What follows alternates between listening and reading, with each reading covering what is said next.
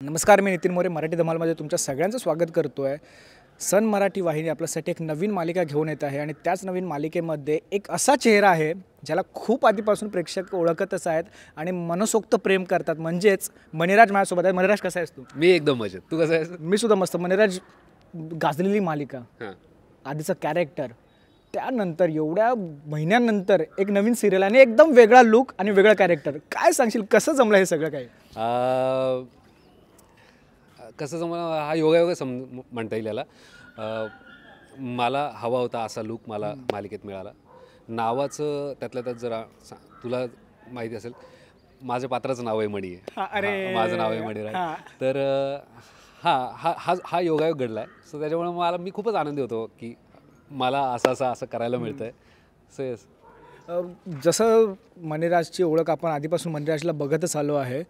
एक असतं ना की आपण जेव्हा एखाद्या सिरियलमधून किंबहुना आपण एखाद्या रोलमधून प्रेक्षकांसमोर जातो तेव्हा एक अशी छवी बनलेली असते आपली, किंवा हा अभिनेता मला याच रोलमध्ये फिट वाटतो. इथे आल्यावर एक वेगळं पूर्णपणे कॅरेक्टर आहे.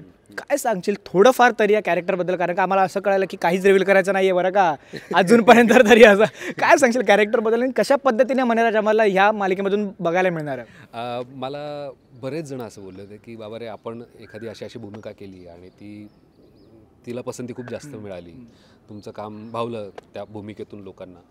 तर बऱ्याचदा असं घडतं की तुम्हाला त्याच भूमिकेसाठी परत विचारलं जाऊ शकतं, असं घडतं. पण जेव्हा मला आमच्या निर्मात्याने फोन आला की बाबा रे, आपण असा प्रोजेक्ट करतो आहे, त्यात आम्हाला तू इमॅजिन होतं आहे, आपण करूयात का हा वर्कआउट, तू कुठे कमिट केलंस का? तर ऑफकोर्स मी गोष्ट विचारली आणि गोष्ट कळल्यानंतर मला झालं की मी येस, माझ्याकडून होकार आहे, आपण हे वर्कआउट करू. आणि त्यानंतर मग पुढची प्रोसेस सुरू झाली. बरं, मग असं बघायला गेलंस तर मालिकेमध्ये ना असे कलाकार व्यक्ती आहेत, म्हणजे अवलिया कलाकार आहेत सगळे. मग रोहन असू दे, साक्षी असू दे, आणि आत्ता नवोदित अशी शिल्पा. काय सांगशील सगळ्यांचे? कारण का आम्ही साक्षीसोबत जेव्हा गप्पा मारत होतो ती बोलली की आम्ही एकमेकांना ओळखत होतो की बाबा हा या मालिकेमध्ये, तो त्या मालिकेमध्ये, पण जेव्हा भेट झाली तेव्हा काही मिनटं लागली आम्हाला सगळ्यांना मर्ज व्हायला. बस म्हणजे जसं साक्षी बोलली ते अगदी करेक्ट बोलली. सुरुवातीला फक्त आम्हाला माहिती होतं की हा ओळखीचं होतं, फक्त मित्रपणा असा नव्हता. पण हे खूप बरोबर आहे की आम्हाला खूप कमी वेळ लागला आम्हाला एका पेजवर यायला. मग तिथून पुढे आमच्यातला आत्तापर्यंत बॉन्ड इतका चांगला झाला आहे की आता आम्ही एकमेकांचा स्पेस पण आम्हाला कळायला लागला. क्या बात आहे. अंडरस्टँडिंग लेवल की आता बाबा इसको ये पसंद नहीं है, उसको वो पसंद है. बरोबर. आत्ता हे करत असताना हा या अशा गोष्टी करतो, तो तशा गोष्टी करतो, हिला हे करायला आवडतं. सो इतकं अंडरस्टँडिंग झालं आहे, त्याच्यामुळे म्हणजे इतका चांगला एक प्युअर बॉन्ड क्रिएट झाला आहे आमच्यात. आणि आम्हाला भाई निमित्त लागतं रे हसायला. नाही, तेच आता साक्षी पण तेच बोलली की नितीन, आम्हाला फक्त थोडा जरा वेळ जरी मिळाला ना, एक पॉईंट पाहिजे असतो बस, म्हणजे आम्ही पूर्ण लोटपोट होऊन असतो. असं आहे तिचा. दिग्दर्शक चिडतात अरे आमच्यावर की अरे भाई काय चाललंय तुमचं, आपण सीन करूयात. आणि काय होतंय ना, आता इतके दिवस आम्ही सोबत असल्यामुळे तो सबटेक्स्ट, ते बॅगेज इतकं मोठं झालं आहे की बोलायची गरजच पडत नाही. फक्त काही घडलं ना, आम्ही एकमेकाकडे बघितलं, ते नजर जरी आले, आता आपण सगळेच ही गोष्ट रिलेट करू शकतो आपण.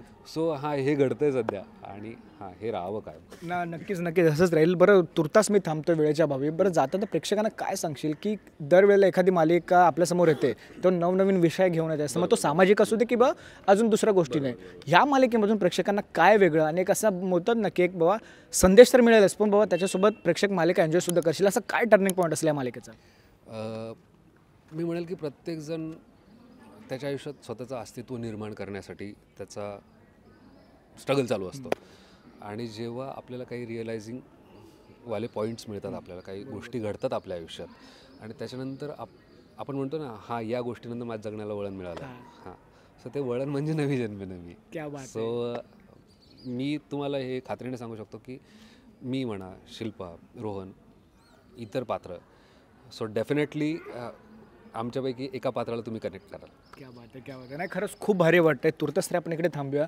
आणि खरंच खूप धन्यवाद मॅनेजर आमच्यासोबत गप्पा मारल्याबद्दल, आणि all the very best. Thank you so much.